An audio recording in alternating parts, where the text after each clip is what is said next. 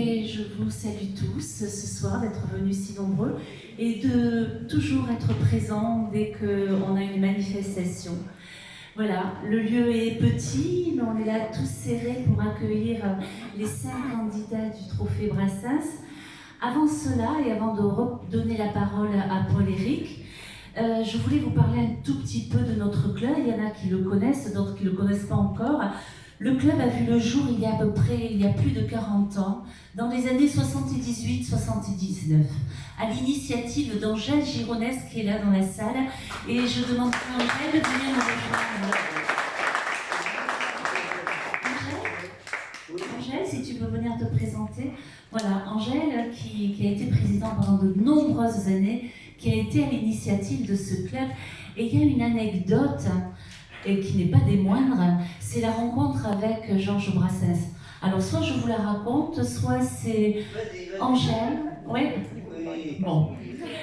Alors il y a un contact qui s'est établi entre Angèle et Georges Brassens dans les années 1980.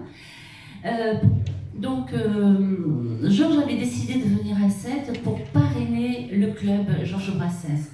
Or, la maladie étant là, il n'a pas pu se déplacer, mais il a donné l'accord pour que le club porte son nom. Et c'est là que le club s'est appelé le club de poésie et chansons Georges Brassens. Exact. C'est ça, j'ai pas fait de faute. Voilà.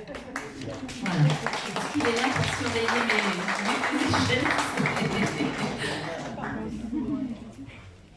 Ah, mais oui, alors je te laisse la parole.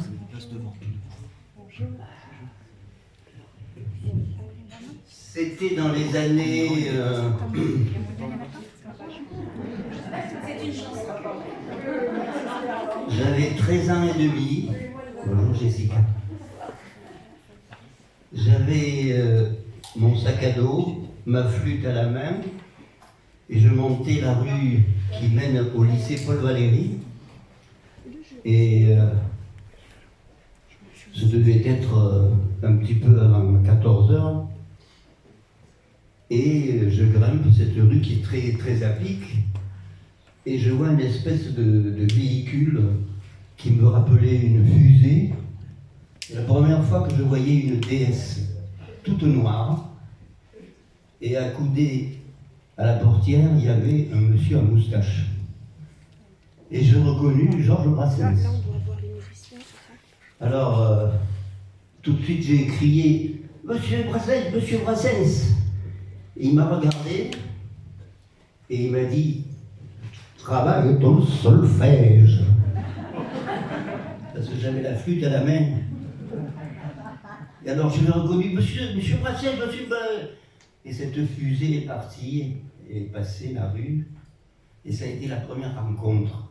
Mais, quelque temps après, il a écrit une chanson qui s'appelle « Le petit joueur de flûteau ».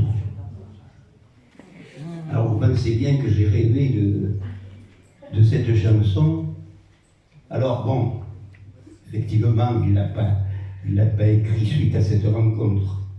Mais dans la chanson, il y a quand même quelque chose qui me rejoint, c'est le fait que ce petit joueur de flûteau quitte Paris, les châteaux et les salutations déguisées. Par contre, c'est ce que j'ai fait aussi.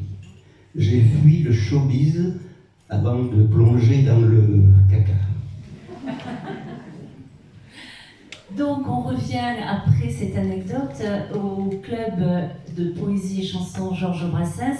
On fait un saut énorme en 2015.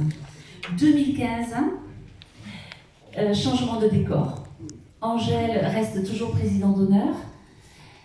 Raymond Bergeron démissionne à cause de problèmes de santé. Et c'est Jeanne Corporon qui devient présidente. Quoi de plus normal? Donc, je demande à Jeanne Corporon de venir ici, sur scène, pour se présenter. Est-ce que Jeanne veut dire un petit mot? Bonjour à tout le monde.